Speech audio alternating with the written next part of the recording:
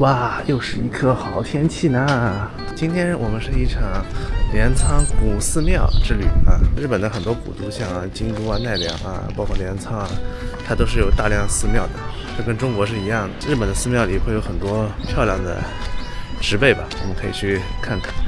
如果大家纯粹就是想乘公交车或者电铁逛这些寺庙，不想走路的话，可以买一个券叫镰仓福利环境首行，这个券的价格是900块钱，能利用的区域就是镰仓一直到长谷之间的电铁和巴士啊，囊括了所有这边寺庙啊。但是我们算了一下，我们中间因为要走一段路，从谷歌地图上搜了一下，其实也没有说便宜多少，如果用那个券的话，所以我们就不买了。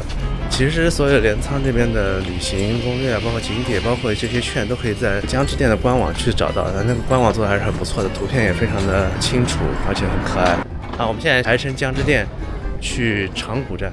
如果没买券啊，乘江之电的话，其实直接可以用西瓜卡或者是 Contactless 的信用卡来乘这个江之电啊，直接刷西瓜卡就可以了。我们现在去长谷，就是著名镰仓大佛的地方。哎呀，正好要冲一波。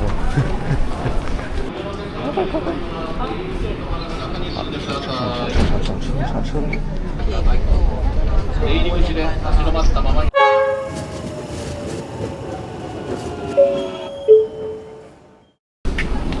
哦，哎，不然的话，这边刷卡就可以了。我们昨天那条咖啡街就是在长谷附近。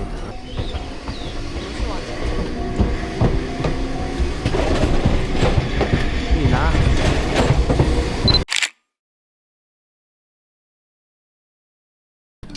这一路都是刚刚江之电下来前往镰仓大佛的人，像排队一样。啊，今天礼拜天人还是很多的。一看就是热爱狗狗的咖啡店，叫卡农咖啡啊。他这还卖大佛饼干。来了，这个咖啡看上去怎么样？挺好喝，挺好喝的。那种口感甜甜的咖啡，然后巧克力香味的。一个小狗子，在这里看着主人吃冰淇淋。我发现我跟你出来玩，就是早上做的第一件事情，往往都是非常惬意的，然后就开始进入暴走模式。暴走对你身体好啊，你这牛马就要多暴走走。我只是现在突然回想起昨天这个时候我们坐在那家咖啡店里，当时谁能想到今天会走个25000步呢？今天我们来看看我们能走多少步。对。今天的路应该没有走那么长。好吧，从咖啡店出门右转，就是这边比较有名的长谷寺。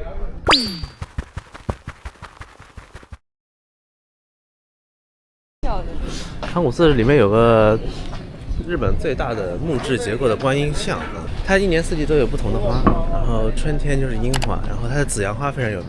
6月份来的朋友一定要来看一下这边的紫阳花，上面已经有不少樱花了。这棵松长得真的是非常有审美，它可能修出来的。日本寺庙都是要买票的，然后这边大人是400块钱一张票啊，不只是开松类了，现在连寺庙都开始进步了，这边卡也可以买了。这好可爱，选个2人。我明明用硬币买，为什么还要在这种机器上买？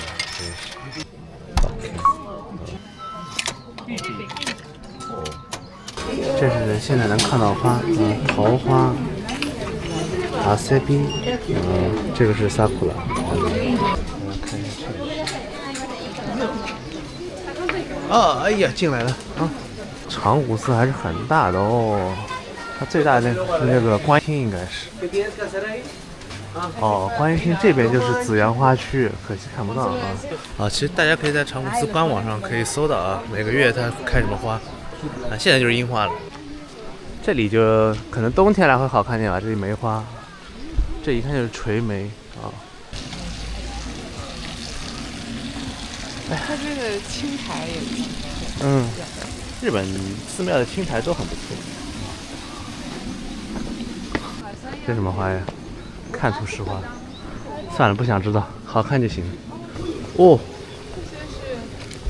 这是长果寺很有名的一个千体地藏，好多小地藏菩萨。哇哦，真的有1000个吧？大概。现在这个季节，然后这些菩萨前供奉的都是樱花。我上次来，他菩萨前供奉的好像是紫阳花。哦，是。这观音供奉在哪里？这就是观音堂啊。长谷寺里面最有名的就是这个木质观音堂。对。是神社，它是佛寺啊，它是寺嘛。刚刚看完那个日本最大的木质观音佛像，还是很厉害的，很大，它不让拍照。它这个里面的佛堂吧，算是，观音堂，它其实是看起来一看就是重建过的，那它其实不是按照就是我们所想象的传统寺庙的那个样子重修的，它是一个很现代的设计，那还挺和谐的。哎，从这边出来就是一棵樱花树啊，这个基本都开了，上面的好像还没有开，下面都开了。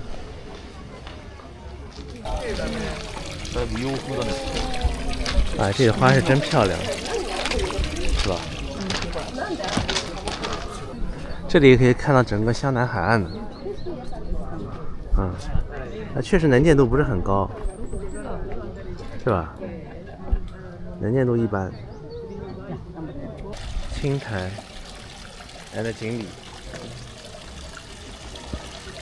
这一块应该是枫叶啊。等到秋天会贼漂亮，这一片肯定全是红色。哦，这边也很好看，一个竹林。这块区域应该到了夏天都是全是紫阳花啊，地图上显示是这里紫阳花会开满。这边对的，这不过就是小小的球了吧，已经是。感觉已经开始有点开了啊！哦，这里有樱花，还是这是樱花吗？是樱花呀，这是樱花。地上都是落樱哎。我就想这地上怎么会有樱花瓣，一抬头就看到樱花了。啊！听到了江之电的声音。哦，这里比刚刚那个角度更好，湘南海岸啊，那边应该是有比冰，这些应该也都是绣球花。6月份来不得好看死了！哎呀，下次我们6月份来吧。哇，你看这个观音的手上捧的都是绣球花呢，是吧？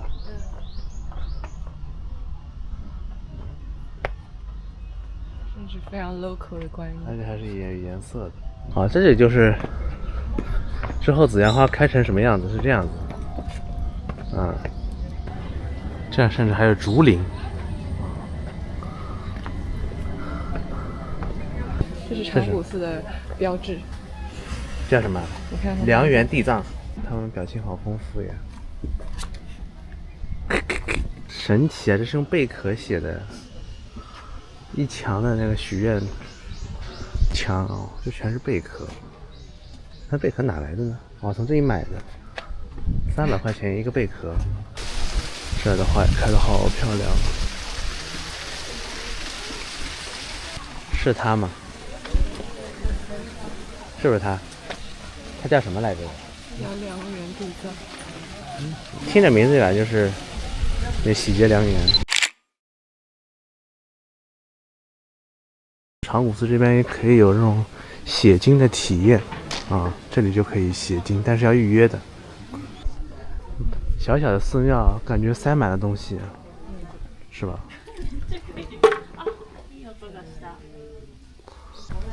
哇，这还有小蝌蚪，看得见吗？好多小蝌蚪，好多小蝌蚪。那它到时候得有多少青蛙呀？拍一张。我看到了这个冰箱贴，哎，可爱的小佛冰箱贴，买一个，掏钱。哎呀，长谷寺真好呢。小小的寺庙，就逛差不多半个小时能逛完，但是感觉里面东西都塞得满满的，什么都有。而且春夏秋冬来都可以看到不同的景象。下次来长谷寺，想秋天来还是想夏天来？先夏天来。夏天来，先看一波绣球花。离长谷寺不到5分钟左右的路程就是镰仓大佛了。够。有一家店叫惠比寿屋啊，这家店也是一家老店啊，里面有一个很有名的大佛观音煎饼，我们可以去买一买啊。这个就是大佛观音煎饼，5枚太多了，吃不掉，买了这个。哆啦 A 梦，看大佛观音煎饼，它就是个屠龙烧吧的。正宗的大佛观音煎饼不是这个啦，只是2枚的卖光了，所以我们这个是大佛屠龙烧啊，你尝一个，里面是感觉像是红豆馅，好吃吗？就差不多吧，平平无奇。我们这次其实有一个镰仓部分没有涵盖到，就是它的文学的部分。其实就是大佛长谷这附近也可以去一个地方叫镰仓文学馆，但是它最近一直在修缮，就没有开放。其实就是在刚刚那个惠比寿往东走几步路，就是我们昨天吃咖喱那个地方。镰仓这个地方呢，它其实在日本文学算挺重要或者挺特殊的地方，就是很多日本非常有名的作者作家都在镰仓可能住过一段时间。芥川龙之介、川端康成、三岛由纪夫应该都在镰仓待过。就镰仓文学馆里面可能就会有一些这方面的介绍。主要镰仓文学馆它旅游上的意义就是它其实是一个很漂亮的，就是西洋的别墅，然后它有一个非常美丽的玫瑰园。然后它镰仓文学馆前面有一条路也非常的美丽，就是一条林荫大道。我们现在已经到了大佛前，大仏前这里有一个车站啊，公交车站，如果乘公交的话，可以直接到它门口啊。这个就是镰仓大佛的一个入口啊，这里应该就只能花现金。这是300块钱，300现金啊！这个大叔中文讲真好啊！哦，进来就全是樱花啊！哦，这里蛮开嘞，这里全是樱花耶。他这个参观也挺简单的，就是一个大佛没了啊！这个大佛就在这儿，简简单单啊。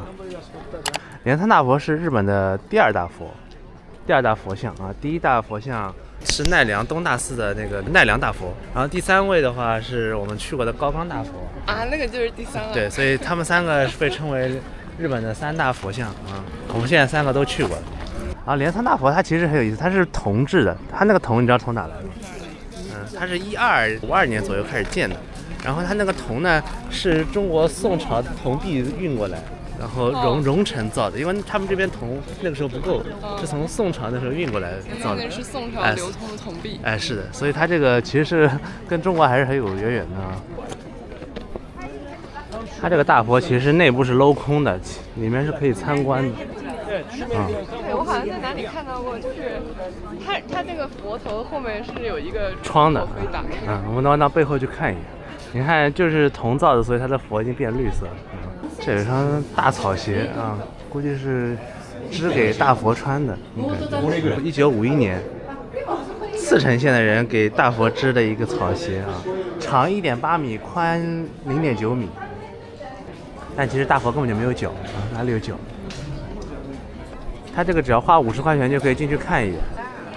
柯姐不想看，然后不进去看了啊。这后面有2个扇窗，挺搞笑的，应该是为了通风，我估计，因为它里面是镂空的，所以不通风的话，里面肯定潮得一塌糊涂。这个大佛后面这个院子也是满开了樱花，就是大佛前没有开樱花，可惜了。这边樱花也开了，真不错呢。镰仓大佛就很快，可能就10分钟就逛完了。看看，反倒最有名的东西逛的最简单。我们现在会从镰仓大佛这边走一条大佛参拜道，是从那个孤独星球上看到的一条路，我们看试试走走。从大佛这边走出来，往右走，就看到了有条路这里有个 hiking course 180米啊，这里也漂亮，你看这樱花都开，这才是满开的。哎呦，让我打个扭，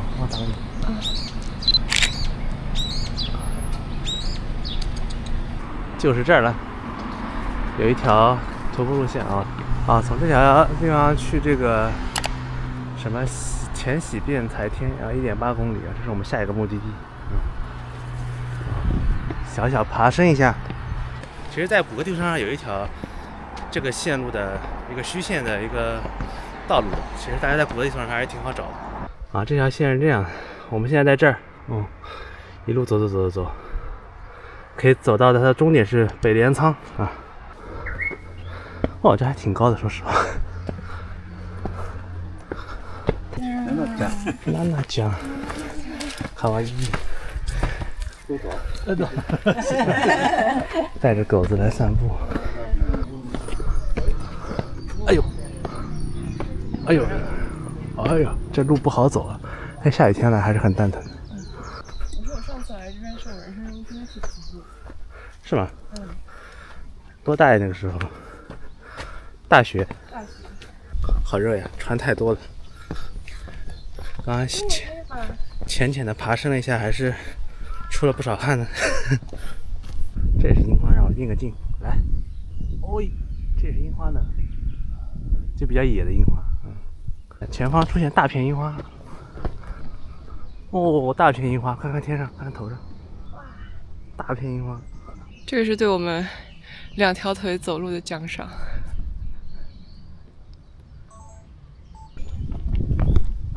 这里有一个咖啡，叫树 Garden。Itsuki Cafe Terrace Garden。它这边只有这个地方能去的话，那老板要亏死了。哇，这也太漂亮了！这里的樱花全开了呢。哇，这不一边吃樱花，不是一边吃饭一边看樱花。对不起，说错了啊！哇，这也太漂亮了。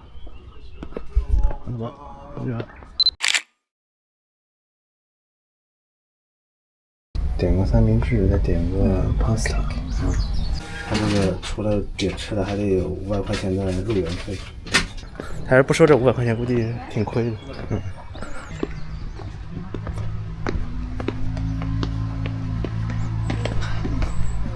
坐在樱花树下吃。落樱了！哎呀，真漂亮！我们在樱花树底下吃饭啊，这真没人。你知道在樱花树下，在日本是一个很奢侈的东西。不是，是一个恐怖的说法。是吗？他好像有过一个挺有名的一个恐怖故事，是说埋尸埋在樱花树下。我看了，真讨厌。吃的东西都是小篮子啊。我觉得吃肯定不会好吃到哪去，是吧？吃的就是个氛围。可颂三明治，900元，这是很像预制的 pasta。那它烫烫的。那就是故意做成这种野餐感，是吧？你想说什么？第一口给粉丝。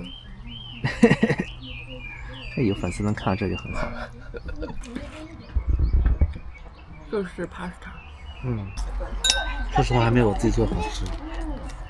人家把食材运到这个地方来不容易的。好吧，这边如果秋冬的话还能看到富士山。没有，走了。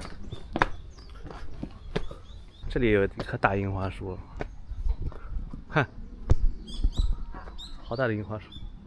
它这种都是野蛮生长的樱花，都不修的，没得修。这是野樱吗？野樱，是的。我现在觉得我们在东京看不到樱花也无所谓了。肯定是能看到的，就是体验没有这么好。就体验不会比这个更好了。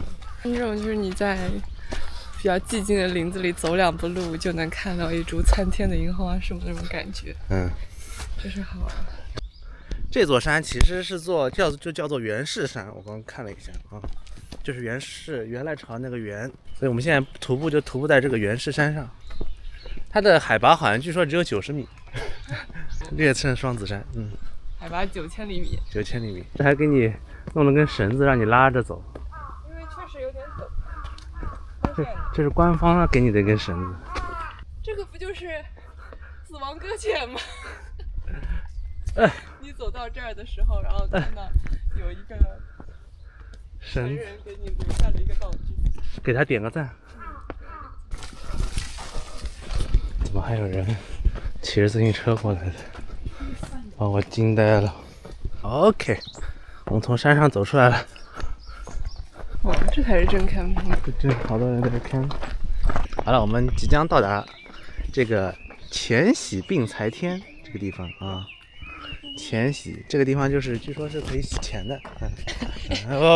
呸，是 literally 的洗钱。是 wash your money，不是 money laundering。对。这个地方其实就是袁世山公园，这边往下就是钱洗病财天。这公园好像据说什么时候有一个地方看日落还挺好看的啊。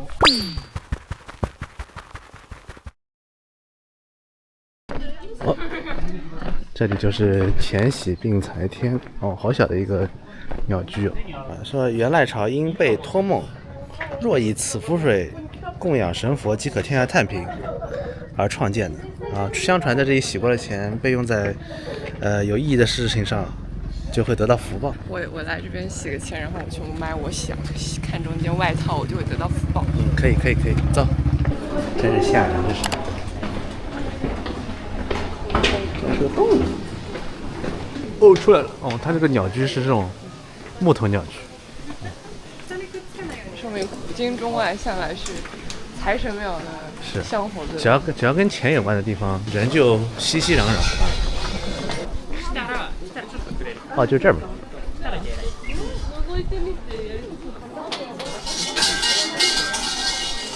哦，在这儿吗？哦，还有挺有意思。对，拿这个到这里面去洗，洗完之后再扔到那个去祈福，差不多这意思。我们洗个多少钱？洗个100块的。可以，人家都洗1万，要死了。真的？我看人家小姐姐洗1万，你们洗，也行吧，洗一点。这样子，肯定这样子呀。然后拿点钱，然后这样子。因为它是个簸箕，所以它就漏下来了。你扔了个500，疯了吗？行吧。人家都是1万。好吧，500就500了。上供了多少？上供了10块钱。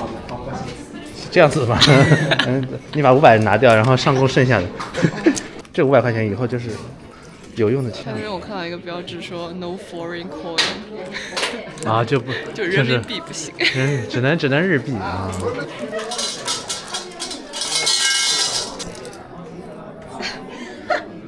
请勿在冰箱放入人民币啊！太丢人了，我靠。不是，因为这种习俗只有中国人跟日本人有相通之处。好吧，保佑这点钱有用，还是很有趣的。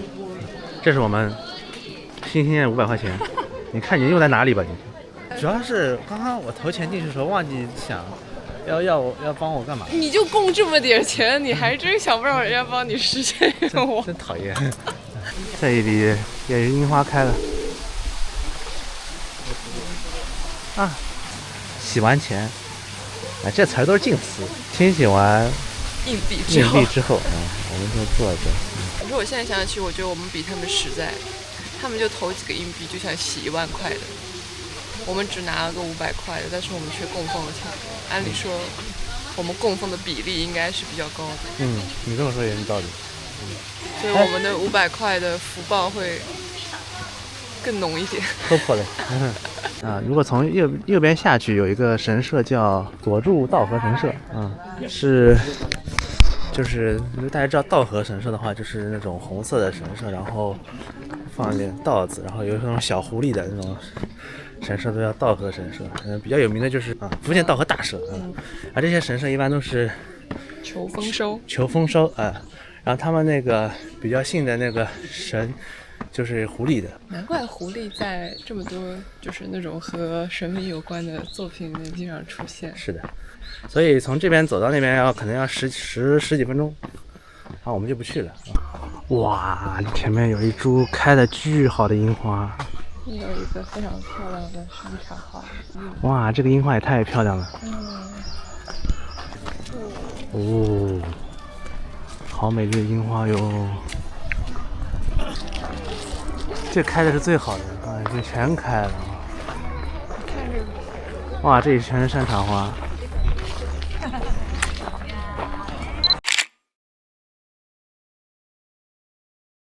哦，下面也是全是在樱花下野餐的人。这三乌龟在这里好逗，像假的一样。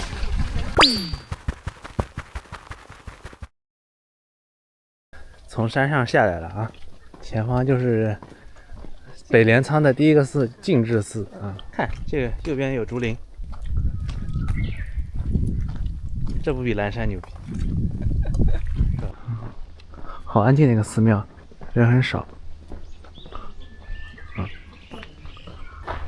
这里有株樱花，哇，真漂亮！啊，不进去了，这个樱花好看，在这里就可以拍到。这个寺是第8代执政者北条时宗的弟弟北条宗正为了纪念他而造的一个寺庙。好了，我们的大佛步道到这里就为止了啊。这是从这边一直走到这边出去就是北镰仓站了。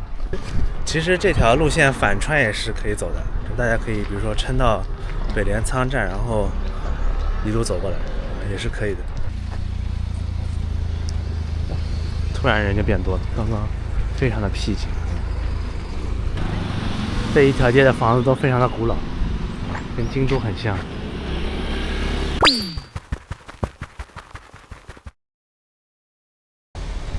这里就是圆觉寺了，哇，好大一座寺！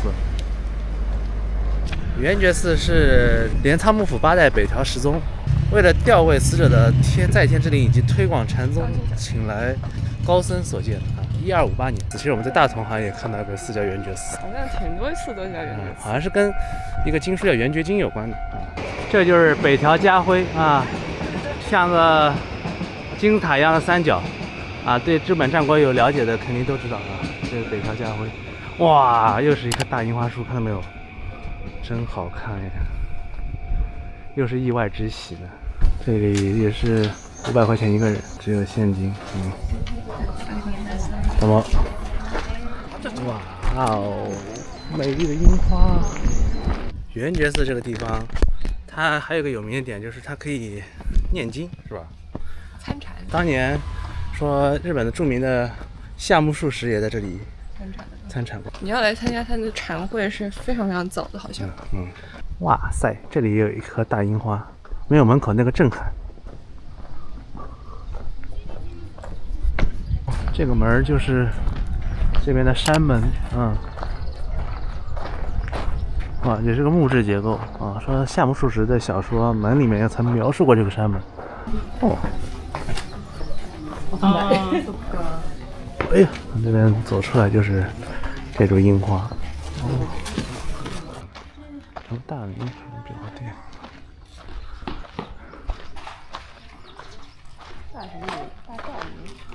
啊，这个就是坐禅会的地方。礼拜六、礼拜天会有坐禅会。早上的坐禅会是早上4点半到5点半，太痛苦了。啊，这是 online 的坐禅会。online。好吧。哇。又是一种漂亮的樱花。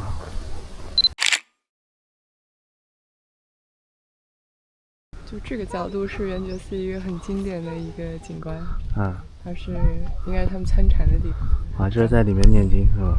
对，然后我感觉它应该秋天的时候会更好看一点，就是枫叶都红。现在有点苍白。妈呀，这圆觉寺好大，这边是舍利殿啊。这边是如意庵，上面还有个如意庵，竹林。这个地方是喝抹茶的啊，700块钱一个人。我那本书上写的是500块钱一个人，现在又涨价了，很明显那个标是后面加上去的。离圆觉寺3站80路，这边有一个寺叫建长寺，然后它的樱花好像在春天还是挺有名的。又来打小抄了啊！建长寺是北条时赖请来的一个兰溪道隆大觉禅师，在1253年兴建的，是日本最早的纯禅寺啊！这是中国传来的一个禅宗建的寺庙啊！从停车场这边就可以隔着樱花拍到这个牌匾啊。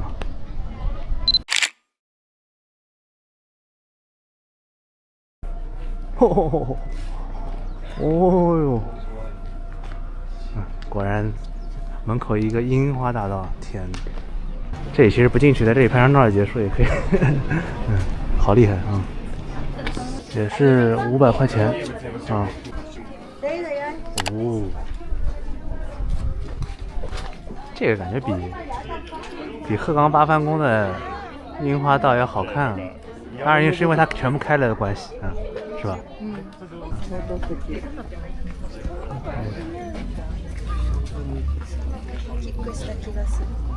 啊，现在看昨天的极乐寺就是弟弟。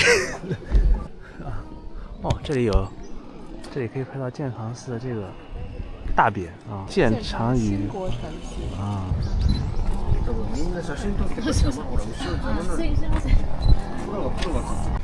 这个日本这边这种寺庙确实大门口都是木质结构的大门，是吧？刚刚圆觉寺、这个建长寺，包括那天的时候在法隆寺，还有东大寺都是木质结构啊。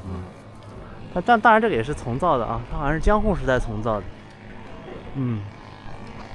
过了这个门口就挺一般的了啊。这是不是剑崎又是一个那种禅庙？参拜拖鞋，应该是看着像。日本遗产镰仓的历史，有很多大师在这里，川端康成，这是小津安二郎，夏目漱石，夏目漱石应该在圆觉寺吧？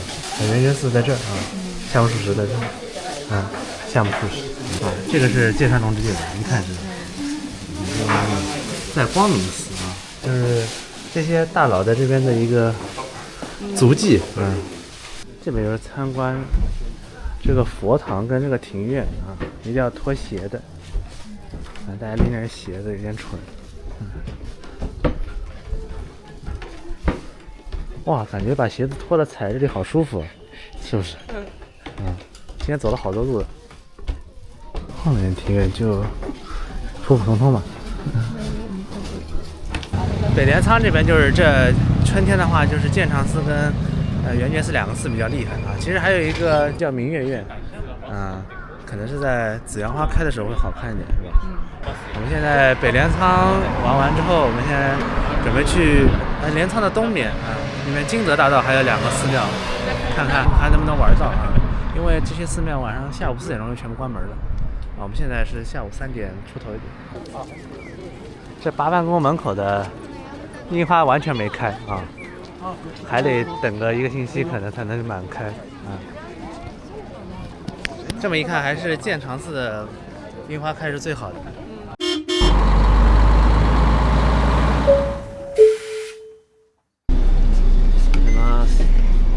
好，这边的公交车就是从后面刷卡，下车的时候在前门下的时候再刷一次，他就给你扣钱。好，这条街在鹤岗八幡宫的东边就是叫金泽大道。这条道呢，一路上也会有不少的寺庙，但是其实没有像北镰仓那么火我们现在去的报国寺是因为据说里面也有很漂亮的樱花，还没走到这个河道上已经看到这株大樱花了厉害我不觉得木黑川上的樱花有这个大这里就是报国寺了感觉不要钱的不要钱的吗？不可能，肯定要钱的这个就是这个寺就跟个小庭院一样，我已经看到大量的樱花了长这个它这个树的樱花修剪过了，很明显就没有那么震撼了后面还有樱花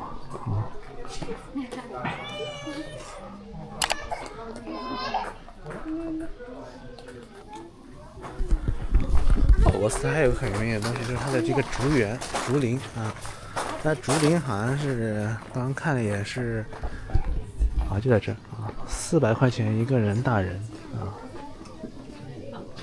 进来了，竹林400块钱，看我们能看到什么小蓝山，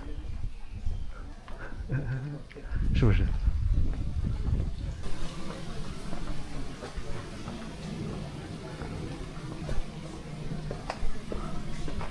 还可以了。它这下面怎么像铺了稻草？这肯定有说法的。它这个竹林是一个环状的一个竹林。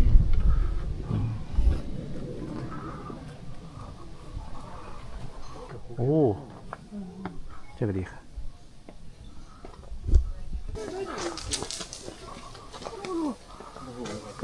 哦，它这里有一个好像是一个咖啡屋，但是好像3点半就关门了。可以付钱进去。这些竹林还是挺小的，但是竹很茂密啊。每次说到竹林，想到安吉，安吉哪是竹林？安吉是竹海。竹海，咱日本人。安吉是留在电影史上的经典竹林。400块钱，绕一圈，还行。今天的寺基本上都游完了啊，不知道大家喜欢哪个寺？你喜欢哪个寺？我其实更喜欢圆觉寺，大，但长谷寺我也很喜欢。大家看，来到了一个地方叫山本寺啊，这个寺有1300多年的历史了啊。然后它最有名的就是上面的那个台阶上的青苔啊，现在它正好关门了，我们是上不去的啊。大家可以小小的看看上面，其实那个台阶上是有青苔的啊，那个青苔很好看啊。除此之外没什么东西啊。这个离报国寺也就5分钟的距离。这个青苔长这样，就那样吧。好了，朋友们，我们这次镰仓的3天2日之行结束了。谢谢老天爷给我们好的天气啊，基本上，计划内的都玩到了。第1天是镰仓的市区，第2天是湘南海，第3天是长谷和镰仓山的寺庙，都很开心。其实我的收藏还是有很多没去啊，有些寺庙呢，它不是春天适合来的，它是适合秋天啊或者夏天来，放在以后再打卡，包括没有见到富士山，有点可惜。我会在详细介绍里面分享的一个链接，然后这个链接是我所有的谷歌地图上保存的镰仓这边的一些地方，然后全部列成了一个 list， 然后分享给大家，希望对来镰仓一起玩的朋友就是有用吧。发表点感言吧，因为累死了。因为我累死了。是吗？这是个好地方，是个累死人的好地方。本次视频到此截止，接下来我们会去东京，看会不会做一期关于东京樱花的视频。你觉得东京樱花会比今天看到的更好看吗？不知道，我觉得不一定难看，但是肯定体验没有这么好。希望大家以后来春天来镰仓也是天气这么好。OK， 就这样了，拜拜。东京见。东京见。